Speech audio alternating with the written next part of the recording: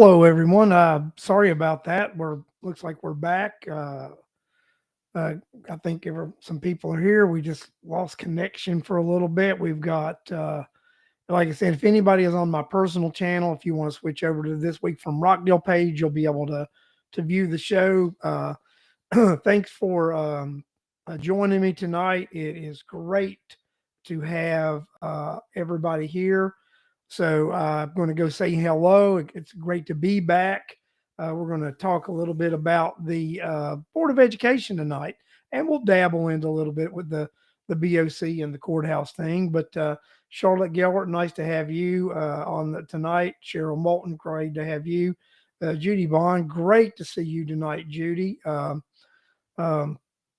if you guys want to say hello, it'd be great to have you guys say hello. Catherine Lynn, hello, Catherine. Great to have you viewing tonight. Like I said, I've been off for a little bit, just been relaxing a little bit. Voices for Rockdale, great to have Voices for Rockdale and Corliss Turner on the show tonight. It is a privilege to have everyone viewing the show tonight, and just great to be back and seeing and talking with my Rockdale County friends. So, you know, I think we'd all had seen some news feed this past week of the violence that is going on in the Rockdale County school system. Um, we saw that one teacher was beaten so badly that they were hospitalized and unable to walk. We saw there was another fight took place, and the one of the teachers, who was also the athletic director, slammed one of the students, breaking up a fight, and that athletic director teacher was terminated. So we're left to ask the question, and and some parents also asked the question. They were concerned about parenting that's going on at home. We're concerned about what steps are being taken with the school system. Channel 2 asked to actually speak with Terry Oates, the superintendent of Rockdale County Schools, and he declined to speak with them and put out some sort of statement. Now, this is the same man that you usually can't keep a camera and microphone out of his face. He sees it, he gravitates toward it. He's one of these guys that uh, uh, uh, uh, that just can't keep himself out uh, of he cameras, or he loves them, except for when he has to answer real hard questions. When he's doing all the fluff and the propaganda and all that, then yeah, he enjoys that. So I think it's a no win situation for teachers and staff when it comes to the fights, right?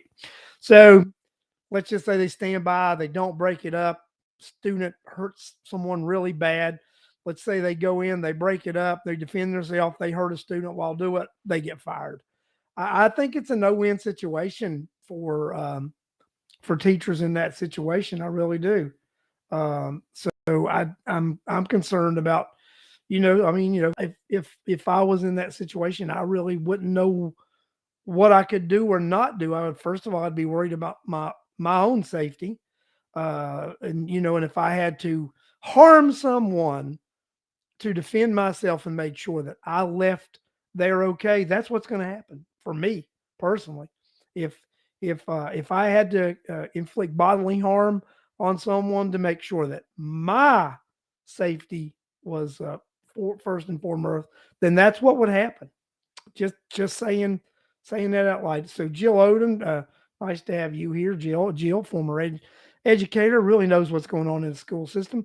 Danielle Munoz, Fit Life with Danielle. Danielle, an educator, well aware of what goes on in the education realm also. So so you've got these circumstances and these things going on, and where the Rockdale County school system is now the new WWE. Uh, uh, Voices for Rockdale. Well, they need no nonsense leadership, a superintendent. I think they need. You're right. They do need new leadership at the helm, but I think we also need a stronger board of a board of election. I mean, a board of education.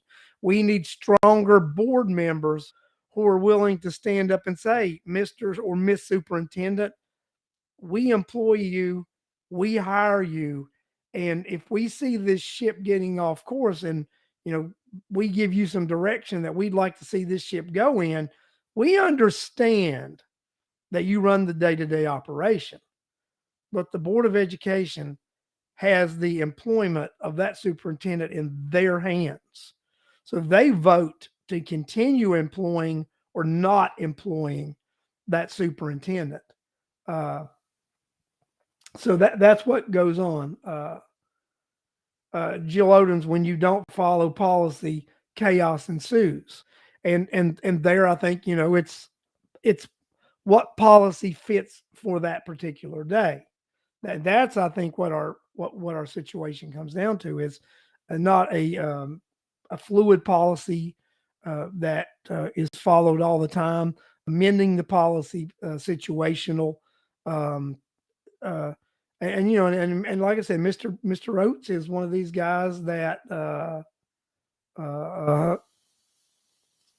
I think that he's one of these guys who likes to promote this fluff stuff, and anything that's hard and it's real, he likes to avoid. They like to talk about when they give themselves their pretend awards. They like to talk about these graduation rates and uh,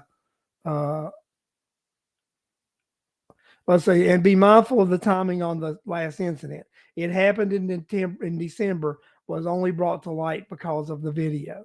That's true. Now we've got one video uh, in the metro area that they showed on television the other day of a fight that occurred on a school bus, and they don't even know they supposedly when the fight. And I don't even know if that was Rockdale County. It's a metro county, but there were a group of young children fighting on a school bus, and the only reason it was brought to light was because of the video of the bus on the bus, but no one knows when it happened or if anything happened or what kind of disciplinary action occurred.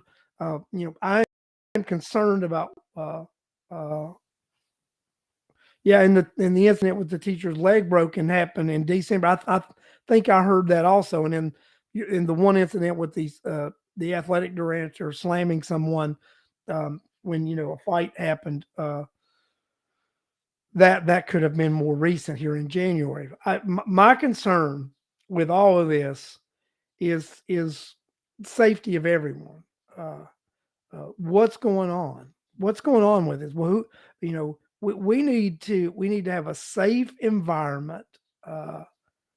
We need to have a safe environment uh, for kids to be able to receive an education.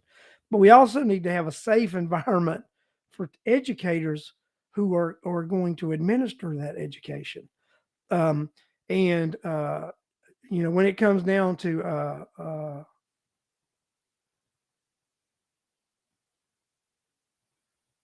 let's say a Rockdale County Code of Conduct says students videoing during school will be disciplined, but how would parents know otherwise? Um, You know, I think here we come down to this about this video and First Amendment rights. I'm not certain at the end of the day with our First Amendment if the school system can pass uh, rules that violate the First Amendment. Uh, I look at their right to video as a First Amendment. Of being able to, with the creation of these smartphones and these video capability, I look at this as a First Amendment right to be able to capture things like this. Um, that's where I think we've really gone into new grounds with this, and I think in the future we'll see Supreme Court rulings, we'll see laws that this is a form of First Amendment. Um, the founding fathers, when they created the Constitution and the amendments, they didn't foresee devices that could do this. They didn't foresee these social media like we have right now. So I find it interesting when we look at how we've evolved when it comes to communication, and the First Amendment has to evolve with technology. Uh, uh, the concern is minors being videoed without parental permission. I get that. I get that, but this is the thing about it is, you know, I think we're in uncharted territory with constitutional implications. That's my opinion on this. I think we are. I think we're definitely in uncharted territories when it comes to this.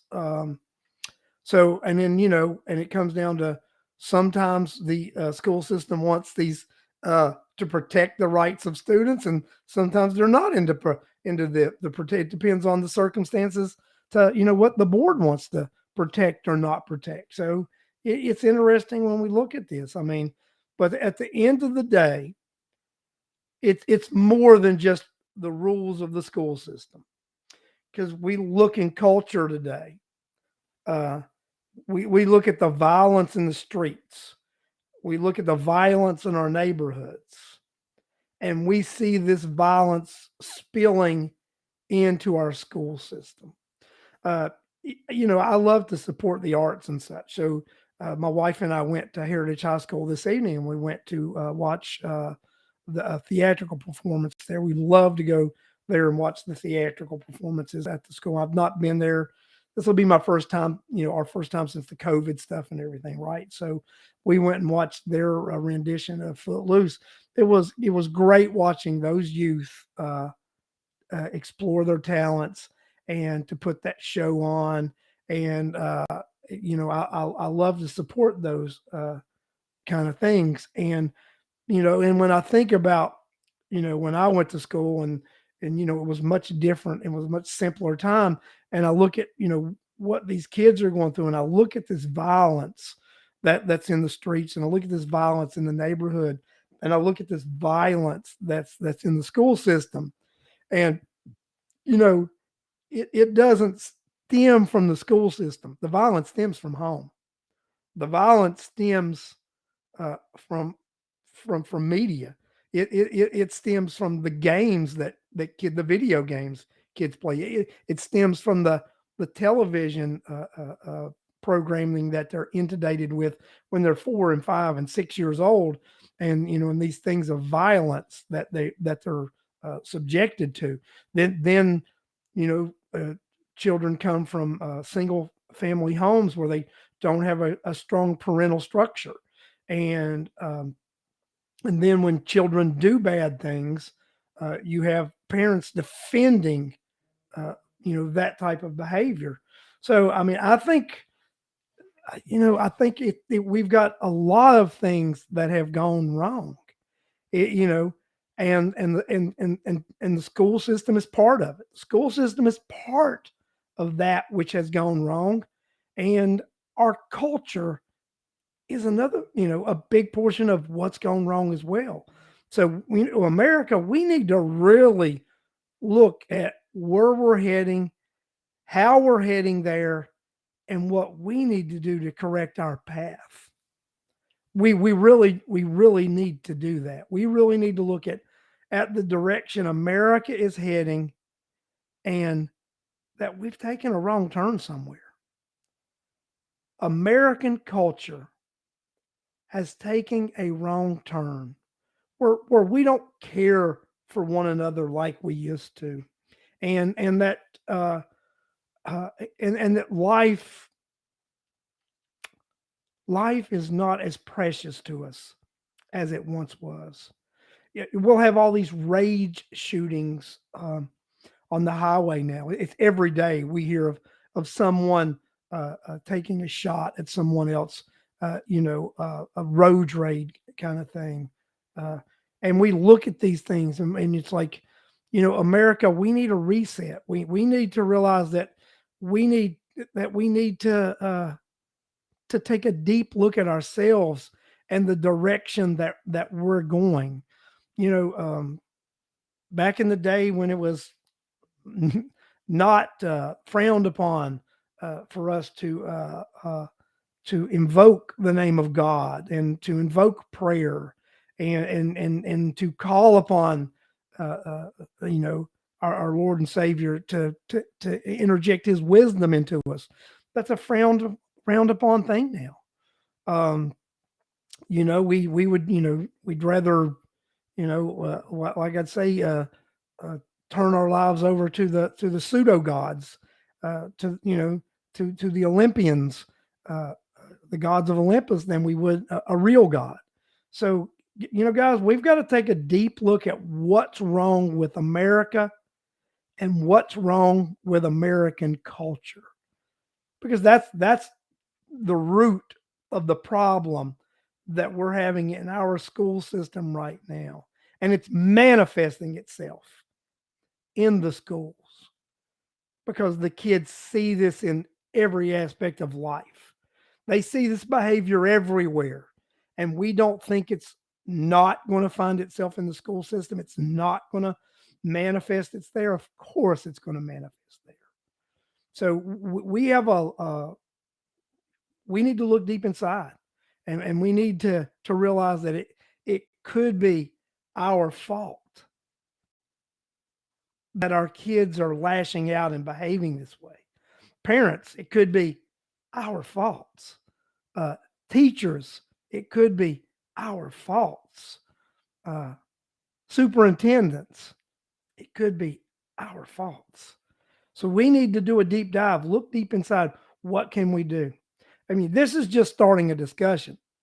I, you know, I personally think that, you know, putting God back in our lives, putting a value back on life, caring for our neighbors, caring for each other, um, doing the right thing.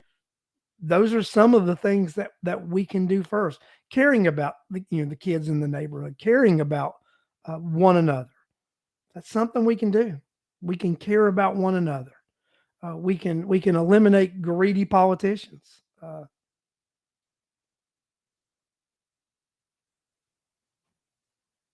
You know, we talk about this. Seen this video? It's sad. Not a single person tried to break it up. Too busy with their phones out. You know, I mean, you know, when I went to school, there were a few fights. I'd help. I would, you know, I would routinely help break fights up at school. Whenever I went to, you know, I was a young person in school, I would help break fights up occasionally. Um, and Guys, I mean, you know, today people may not, and that's another thing. We're taught not to get involved. Kid, don't get involved. Don't get involved. Don't interject yourself into that. But my concern is, what if one of these kids gets involved, they break the fight up, they get in trouble for being physical. So I mean, you know, what are the rules? What is the policy? Who will get in trouble? Who won't get in trouble? You have, you know, teacher breaks the fight up, gets a little rough doing it. Sometimes, man, when you're in the heat of action and you're breaking a fight up, sometimes, I mean, sometimes you got to get a little rough sometimes, and that happens.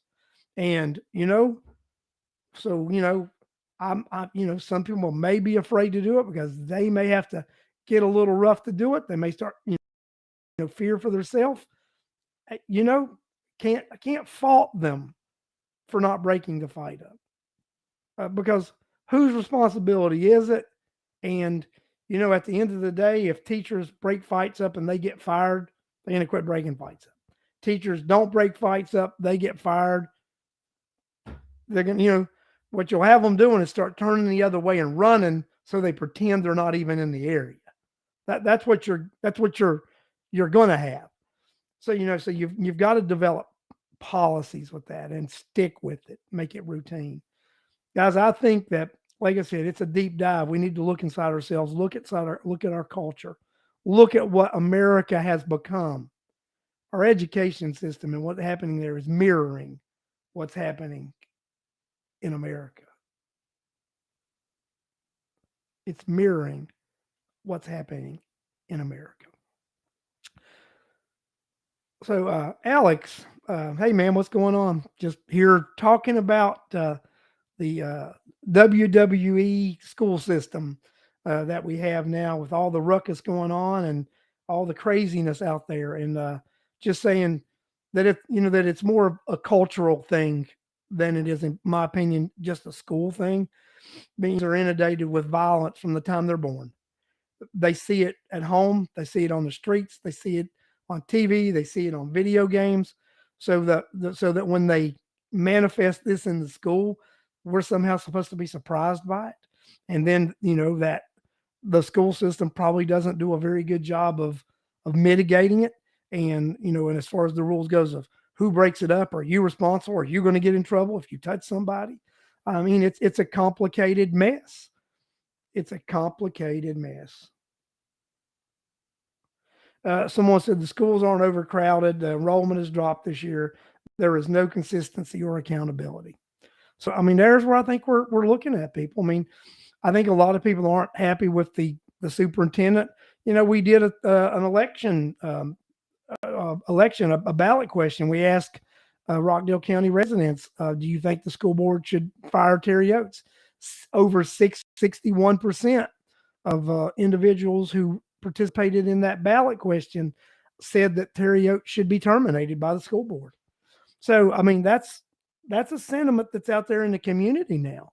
The community does not have faith in Terry Oates, and in some sense, they don't have faith in the school board for not carrying out their wishes.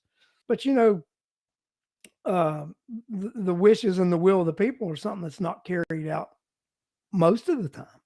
We look at the Board of Commission, for example, on this courthouse thing that they just put together with this recent courthouse task force.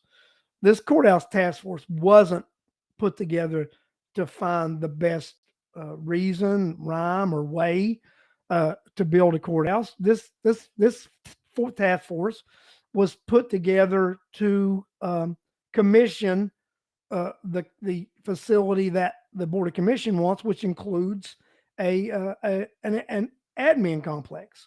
Now, here's the thing about it: the PFA, the Public Facility Authority, which is going to be the engine, which the county is going to be able to get most of their funding, um, uh, is very interesting, right? So, Charlotte, I want to talk to you. I did a lot of this de-escalating thing. Is like before I got into my construction bit industry, which I've done for 30 years. I did private security for like 10, and we did a lot of de-escalation stuff. And most of the time, I would say these teachers come up on, and these individuals, they come up on things that are already happening, and they're alerted by noise and the fight. So the fights have already occurred. So I'm not certain how much the de-escalating thing is effective. I think it's when you're gonna it's gonna be past the part of de-escalating. They're already going to be physical contact that's going to be going on, and it's going to be what they're allowed to do to break fights up that they're not going to be in trouble. I think that's where we're because I remember being in school and when fights occurred, teachers were never there when the de-escalating could have occurred. They arrived when the noise and the ruckus happened, um, and then at that point it was breaking a fight up.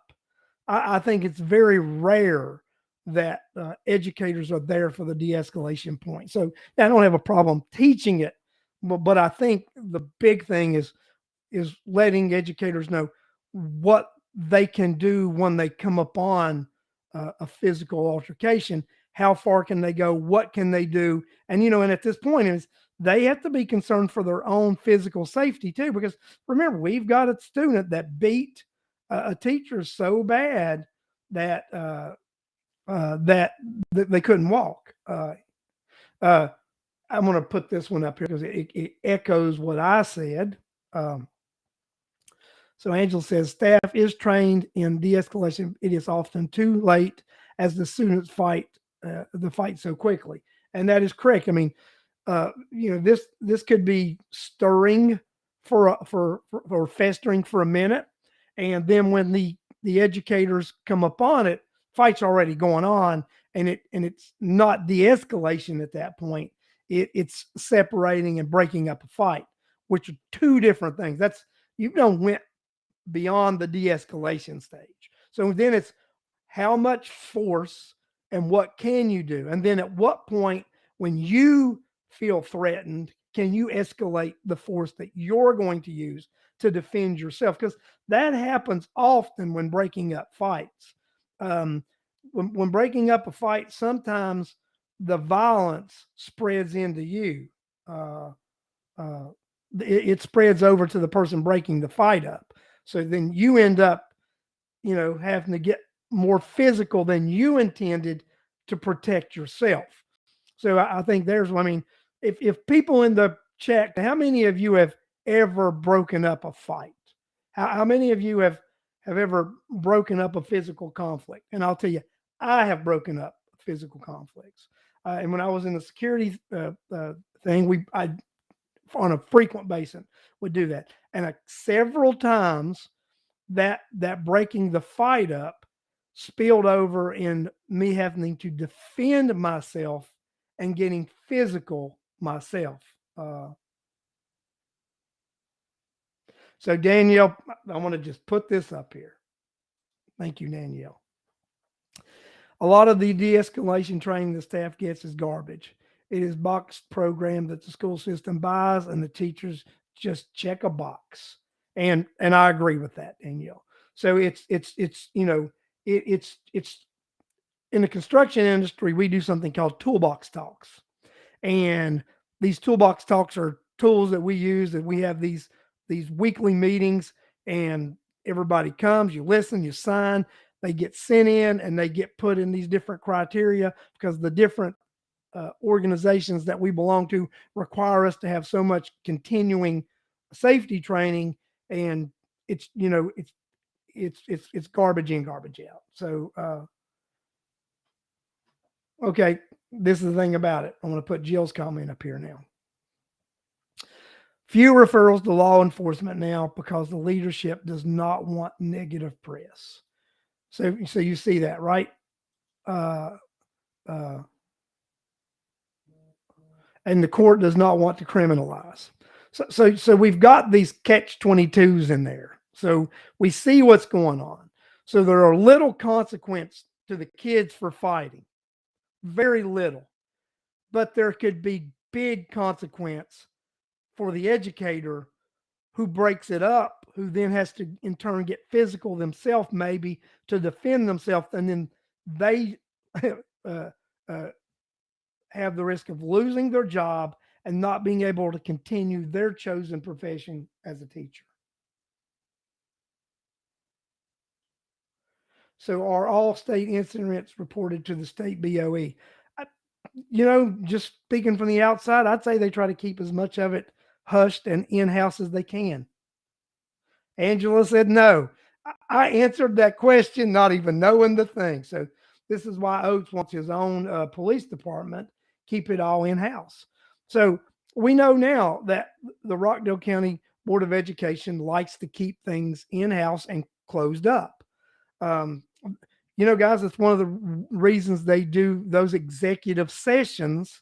Both the Board of Education and the Board Commission use executive sessions not the way they're supposed to be.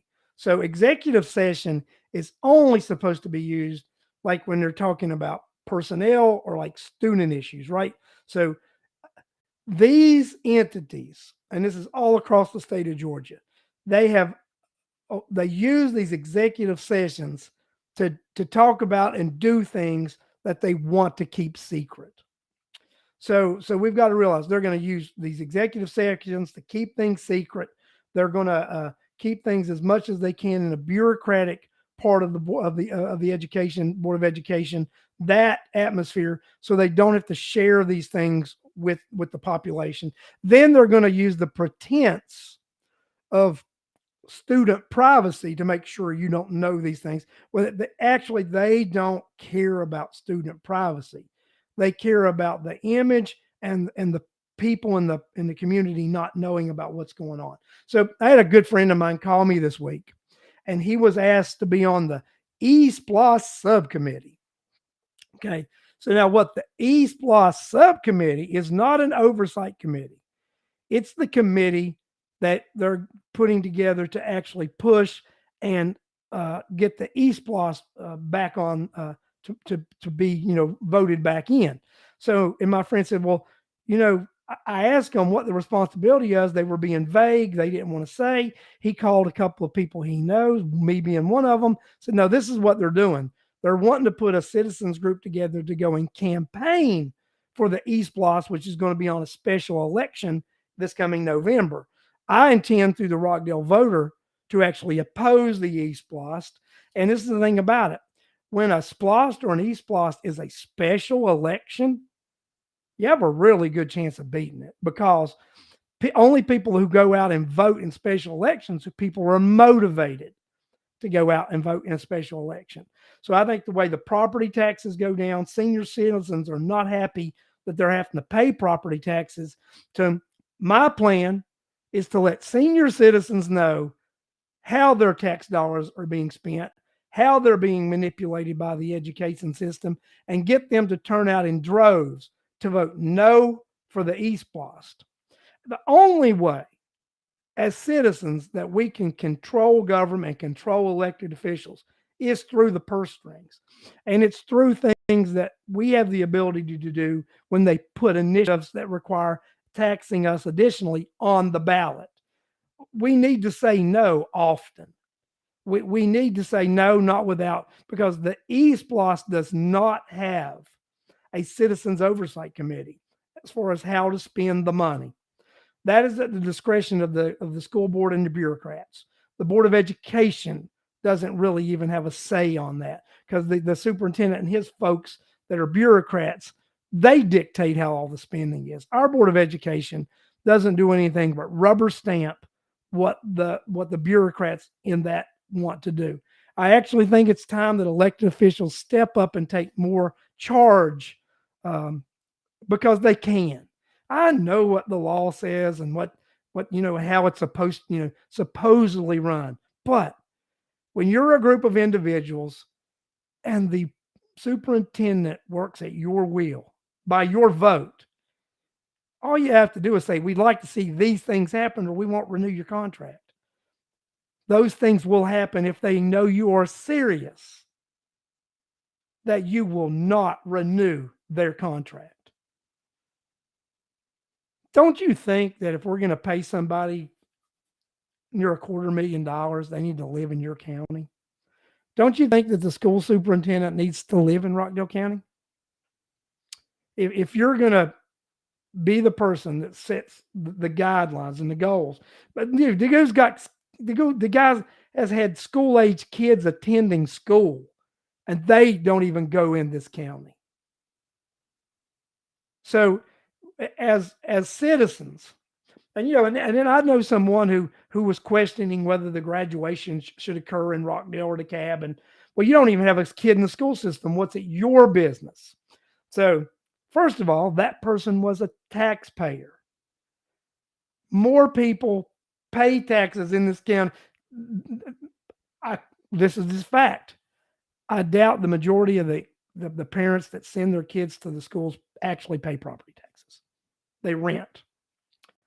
So you and I who pay property taxes actually have more of a say than the majority of the parents whose kids are in our school system because they don't pay taxes.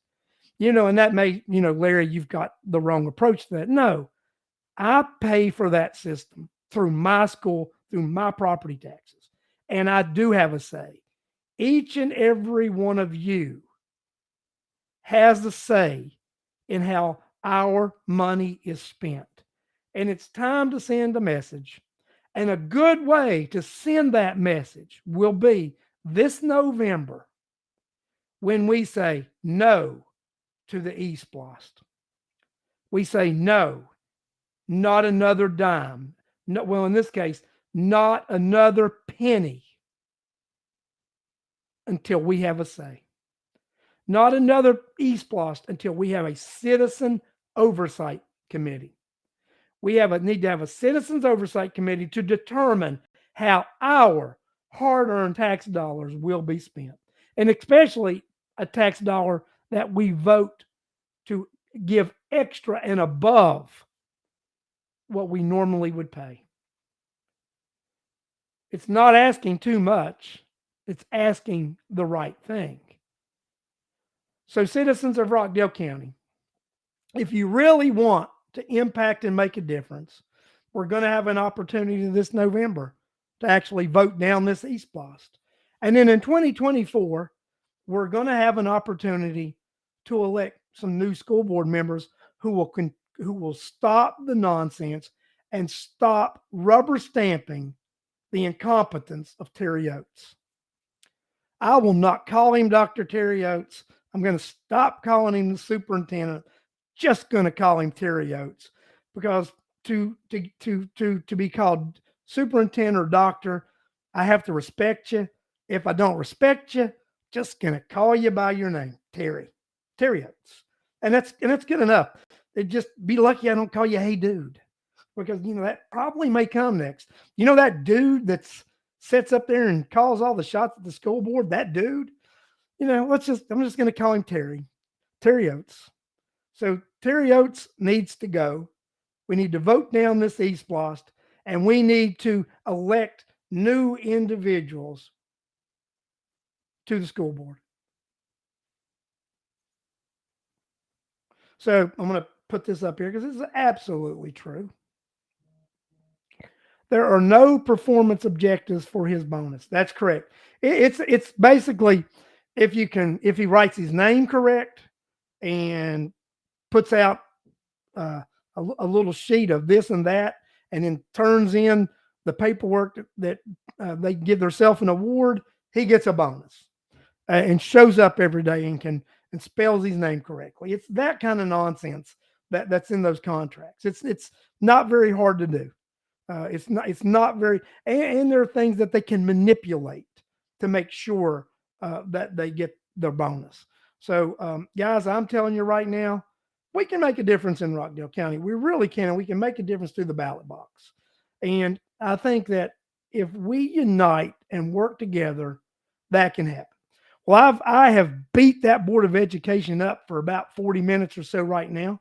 So I am going to shift over to the courthouse and the board of commission for a little bit. So I want to talk about high density housing, and I want to talk about the courthouse, right? So this, and the high density housing goes to the city also, because it is ridiculous. It is totally ridiculous. So this high density housing that we've got going on in this county, that they've approved over 4,000 housing units in the last couple of years, is totally insane. Because what it does is we have a small area in Rockdale County that has both water and sewer. And that area is in the area that I would define as our enterprise zone. That is the area that we could attract and expand business opportunities. But these local municipality, our city and our county, they have decided to allow additional housing in the form of townhomes, apartments, and these developments that are on a quarter acre, very high density. So why would they do that? They do that because they create tax revenue. Once those developments are approved, they're lotted out, and they begin the building process, they're beginning to collect property taxes on them. So, because we said we can't grow land in Rockdale County. We can't grow land, but they could lower the standard and create this high density housing. And that's what they've done. They've created the high density housing so they can get more units to collect more tax dollars. And then the millage rates, then they increase these mills, and these things start going up. So then we've got this PFA, Public Facilities Authority, and this administration with a side of courthouse. So this thing is going to balloon into a total disaster and a monster. I have said all along, it will be hundreds of millions of dollars at the end of this. We will be looking at $500 million worth of debt. Alex McDonald and I did a show a week or so ago on This Week in Rockdale. Alex McDonald totally agrees with me and says that I am not far off that at the end of the day, this will end up being a $500 million project when all is said and done.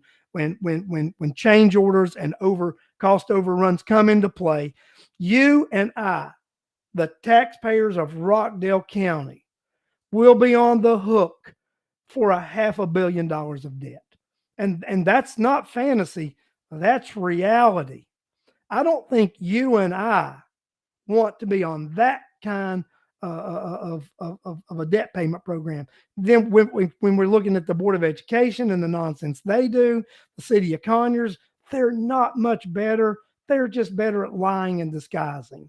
Uh, Alex said with interest. I will clarify that with interest. He said yes, but I think it could end up being close to $500 million without the interest. Alex, that's my opinion. But time will tell. But I know people in the know, and there's as much corruption in the city of Conyers as there is the Board of Commission. They're just better at hiding it. They're better at hiding their dirty laundry. I've understand that there's been some black SUVs and darked out window kind of vehicles hovering around Rockdale County offices the last few weeks, and there may be some investigations going on. So we'll wait to see how that goes, and we've got some throwed some darts out there and see if anybody throws them back and gives us some more information about that, because I would like to have some additional information about those SUVs circling around and what's going on. Cheryl Garcia, this is so true, Cheryl. I'm gonna put this up because I spoke to a couple of people in the county about these houses and what they looked like, and then they were claiming they were $250,000, $350,000 houses. Ridiculous, ugly cookie cutter houses already falling in dangerous schools, pathetic care of only hospital in town, long lines at the post office, failing sewers, not enough drinking water, except Rockdale County is definitely in trouble. How